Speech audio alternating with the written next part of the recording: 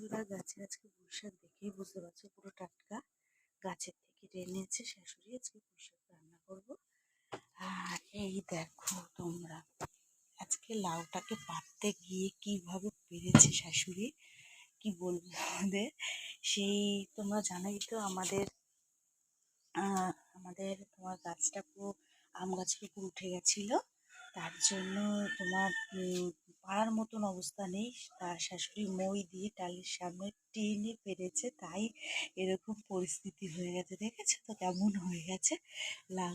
লাউটা বেশি বড় হতে দেয়নি, দেখো অল্পর মধ্যেই কেটে ফেলেছে। আর এখন আমি পুঁইশাক রান্না করব। পুঁইশাকের জন্য রেডি হয়ে গেছে, কড়াইও গরম হয়ে গেছে। পাঁচফোড়ন আর লঙ্কা সোমবার দিয়ে দিয়েছি, এখনই বসাবো।